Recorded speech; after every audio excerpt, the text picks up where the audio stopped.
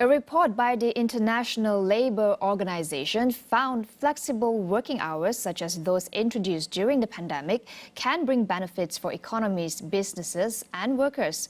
We speak to John Messenger, lead author of the International Labour Organization's Working Time and Work-Life Balance report, about how flexible working arrangements affect productivity. It's both reduced and flexible working hours that contribute to better work-life balance and productivity. Because, for one thing, shorter working hours actually are more productive than longer working hours. It's a myth that long working hours equal high productivity. In fact, the countries and organizations, companies that happen to have the highest productivity are those with the shorter working hours.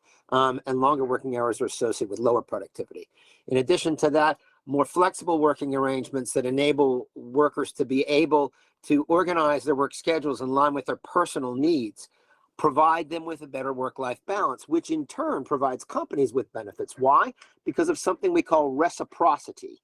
It's throughout the social science research. Reciprocity simply means you scratch my back, I'll scratch yours. If they see an organization or a manager doing for them, helping them, assisting them with organizing and meeting their own personal needs, then they give the extra effort for them.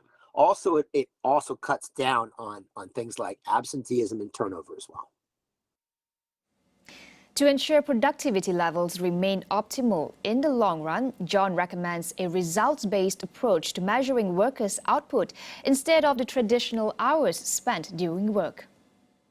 You need to be sure that in addition to having the right technology, in addition to having, the kind of equipment that you need, you also need to help workers by providing them with training in how you telework effectively, and help managers in terms of managing remote teams effectively, because it's very different than managing in person. You got to do it by results. You need a results-based approach. And that allows you not to be worried about whether a worker is working at a particular time or not.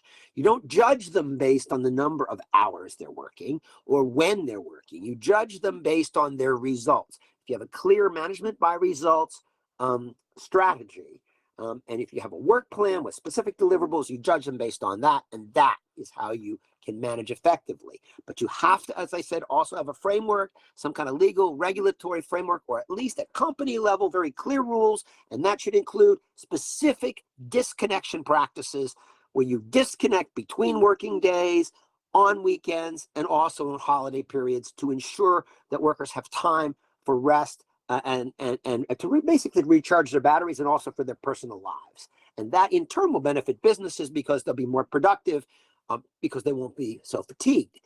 They actually will have rested and relaxed and be able to come back fully charged for the next work week or the next working period.